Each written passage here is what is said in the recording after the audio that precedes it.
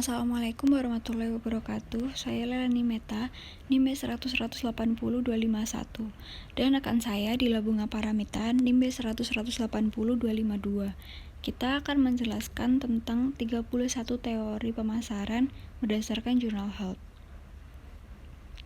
1. Pengaturan teori biaya. Dari firma teori biaya penyesuaian perusahaan memeriksa hubungan perdagangan yang sedang berlangsung dan menanyakan proses mana para pihak harus menyesuaikan hubungan dengan mengakomodasi perubahan. 2. Agen teori. Teori agensi menjelaskan tata kelola dengan menggambarkan pemilik perusahaan sebagai prinsipal yang memperkerjakan agen atau manajer untuk menjalankan bisnis pengoperasian organisasi. 3. Teori perilaku perusahaan. Teori perilaku perusahaan menyarankan organisasi pemasaran beroperasi. Organisasi harus dipandang terdiri dari sejumlah koalisi dan peran manajemen adalah untuk mencapai penyelesaian konflik dan penghindaran ketidakpastian dalam batas-batas rasionalitas yang dibatasi. 4. Teori rasionalitas terikat. Mengakui bahwa tidak mungkin untuk memahami dan menganalisis semua informasi yang berpotensi relevan dalam membuat pilihan perusahaan. Untuk mengatasi mereka kompleksitas, perusahaan berkembang teknik, kebiasaan, dan pengoperasian. 5. Teori berbasis kompetensi. Teori berbasis kompetensi internal cocok untuk teori faktor strategi bisnis yang mengarah ke mengerjakan kompetensi khusus. Itu digunakan untuk merujuk pada apa yang dapat dilakukan perusahaan dengan sangat baik dalam kaitannya dengan persaingan. 6. Teori kontingensi adalah hasil dari hasil desain sistem dan dipandu oleh hipotesis orientasi umum bahwa organisasi yang fitur internalnya paling sesuai dengan tuntutan lingkungan mereka akan mencapai adaptasi terbaik. Cara terbaik untuk mengatur tergantung pada sifat dari lingkungan yang terkait dengan organisasi. 7. Teori eklektik produksi internasional menyediakan kerangka kerja 3 tingkat untuk digunakan perusahaan dalam menentukan apakah menguntungkan untuk mengejar investasi langsung asing, berpusat pada keuntungan di bidang kepemilikan produksi atau keuntungan spesifik perusahaan seperti keuntungan komparatif, keuntungan spesifik lokasi, dan internalisasi pasar. Mungkin lebih baik bagi perusahaan itu sendiri untuk mengeksploitasi peluang internasional daripada melalui kesepakatan dengan pihak asing. 8. Teori game. Teori berakar pada matematika terapan tetapi telah digunakan dalam berbagai bidang, termasuk teori organisasi, untuk menangkap perilaku dalam situasi strategis. Fokus dalam skenario seperti itu berada pada individu keberhasilan dalam membuat pilihan strategis relatif terhadap pemain lain dalam organisasi dan atau pasar dengan tujuan menemukan keseimbangan di permainan sendiri, di mana setiap pemain telah mengadopsi strategi yang tidak mungkin berubah. 9. Organisasi industri alias ekonomi organisasi industri berakar pada ekonomi yang berfokus pada perilaku strategis perusahaan, struktur pasar, dan interaksi mereka yang pada akhirnya mempengaruhi kinerja perusahaan. 10. Teori ekonomi informasi alias ekonomi informasi berfokus pada bagaimana informasi merupakan cabang dari teori mikroekonomi yang berfokus pada bagaimana informasi mempengaruhi keputusan ekonomi suatu perusahaan. Elemen kunci adalah bahwa informasi memiliki nilai ekonomi. 11. Teori kelembagaan mengacu pada teori kelembagaan yang lebih dalam berfokus pada aspek sosial yang lebih tangguh. Struktur itu mempertimbangkan proses di mana struktur termasuk skema, aturan, norma, dan rutinitas ditetapkan sebagai pedoman otoritatif untuk perilaku sosial. Ia menyelidiki bagaimana elemen-elemen ini diciptakan, disebarkan, diadopsi, dan diadaptasi dari ruang dan waktu, dan bagaimana mereka jatuh ke dalam penurunan dan tidak digunakan. 12. Pengetahuan tampilan berbasis dari firma. Pandangan berbasis pengetahuan yang muncul dari mengingat asumsi tentang perusahaan bukanlah teori perusahaan dalam arti formal apapun.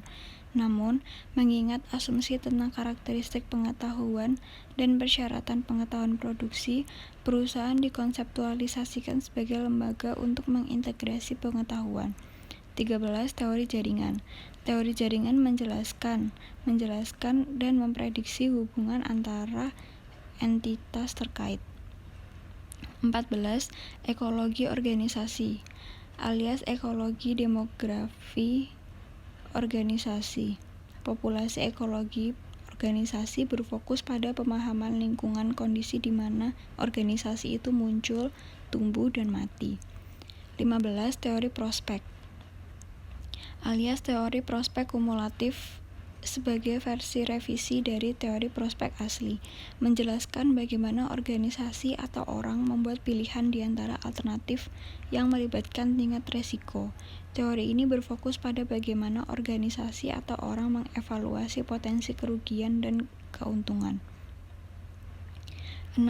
Teori opsi nyata alias analisis opsi nyata berfokus pada ketidakpastian resiko dan berputar di sekitar membuat dan kemudian menjalankan atau tidak menjalankan opsi tertentu. 17. Teori keunggulan sumber daya alias teori keunggulan komparatif kompetensi menunjukkan bahwa dasar keunggulan kompetitif yang berkelanjutan bertempat tinggal di sebuah organisasi sumber daya dan bagaimana ia menyusun, menyatukan, dan memanfaatkan sumber daya tersebut. 18. Sumber tampilan berbasis dari firma. Pandangan berbasis sumber daya dari perusahaan membayangkan perusahaan sebagai kumpulan sumber daya strategis yang didistribusikan secara heterogen di seluruh perusahaan untuk mencapai keunggulan kompetitif yang berkelanjutan. 19.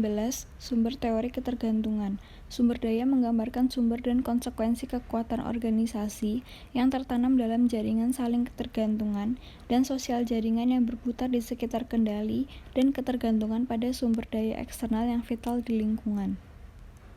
20. Layanan logika yang dominan menyeratkan bahwa tujuannya adalah untuk menyesuaikan penawaran untuk mengenali bahwa konsumen selalu merupakan koproduser dan untuk berusaha memaksimalkan keterlibatan konsumen dalam kostumisasi agar lebih sesuai dengan kebutuhannya. 21. Teori persinyalan melibatkan satu perusahaan. Disebut teori persinyalan melibatkan satu pemasaran. Sulit bagi konsumen untuk mengetahui agennya menyampaikan beberapa yang bermakna informasi tentang dirinya dan atau produk dan layanan kepada pihak lain. 22. Teori modal sosial. Premis sentralnya adalah teori modal sosial yang mengakui bahwa jaringan hubungan merupakan konstitusi sumber daya yang berharga untuk pelaksanaan urusan sosial, menyediakan anggotanya modal milik kolektivitas, mandat yang memberi mereka hak untuk kredit dalam berbagai arti kata. 23. Stakeholder teori. Teori pemangku kepentingan membahas moral dan teori pemangku kepentingan berfokus pemasaran.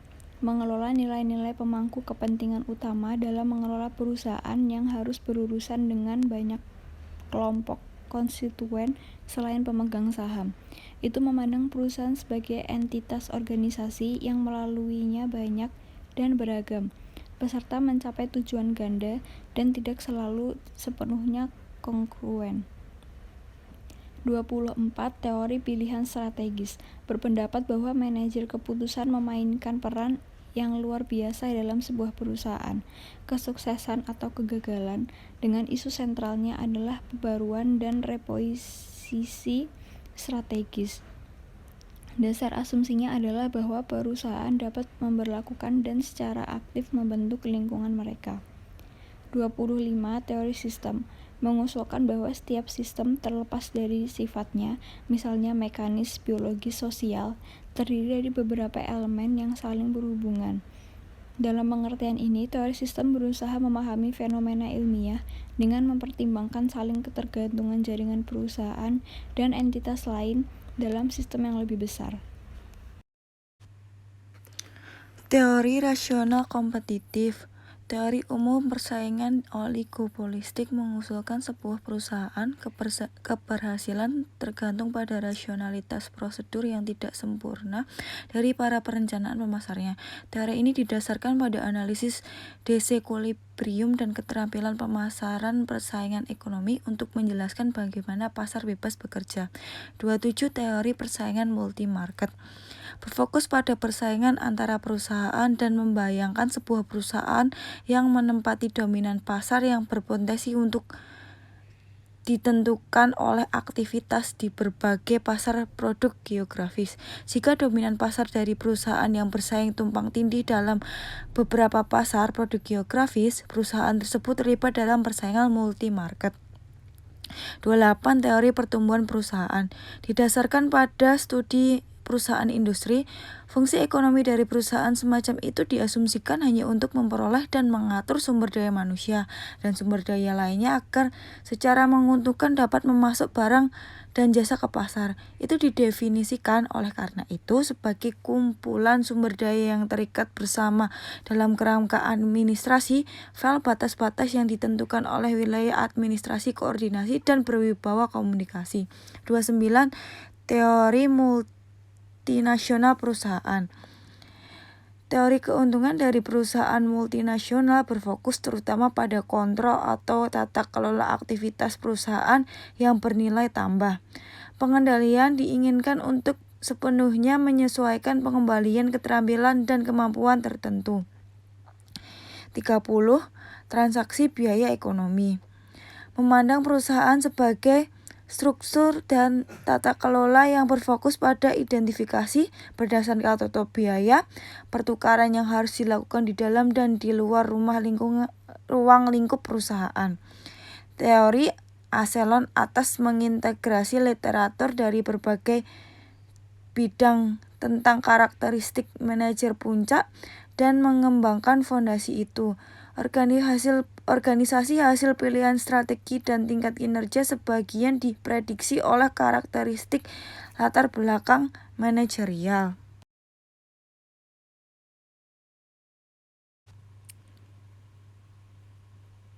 Resum jurnal teori prospek menjelaskan pengambilan keputusan dalam kondisi ketidakpastian. Kahneman dan Stravinsky menyatakan bahwa individu dalam menilai dan memilih alternatif keputusan tidak selalu konsisten dan rasional. Teori prospek membedakan dua fase proses pemilihan, fase editing dan fase evaluasi. Yang pertama, fase editing. Fase editing berisi analisis awal prospek yang ditawarkan.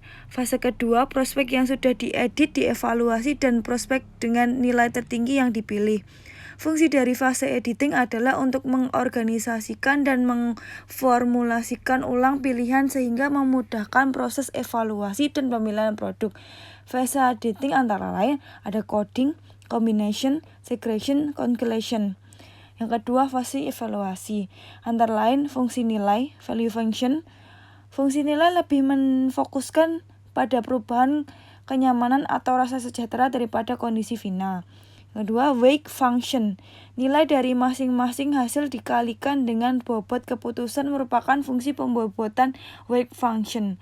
Fungsi bobot muncul dari pilihan antara prospek-prospek yang ada. Fungsi bobot ini bukanlah probabilitas dan bukan pula ukuran dan tingkat maupun keyakinan.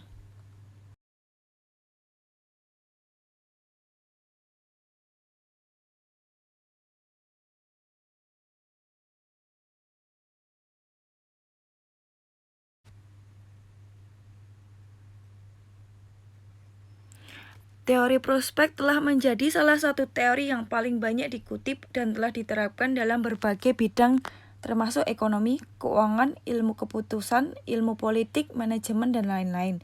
Ini juga telah diterapkan untuk pemasaran, meskipun penelitian tersebut relatif lebih sedikit. Tugas pemasar adalah memahami mengapa perilaku konsumen menyimpang dari model keputusan rasional. Aplikasi yang sangat serius dari teori prospek dalam pemasaran yang berkaitan dengan pengambilan keputusan yang melibatkan uang, seperti harga, diskon, kupon, promosi, iklan, insentif, kompensasi, tenaga, penjualan, dan bundling produk. Menurut teori prospek, konsumen akan mengedit opsi sebelum melakukan evaluasi. Pada tahap editing, konsumen mengkode alternatif ke dalam keuntungan atau kerugian berdasarkan acuan dari titik referensi. Kemudian, ketika dihadapkan dengan keputusan pembelian terhadap bukti bahwa kerugian memiliki dampak yang lebih besar daripada pilihan dari keuntungan. Sekian dari kami, kurang lebihnya mohon maaf. Wassalamualaikum warahmatullahi wabarakatuh.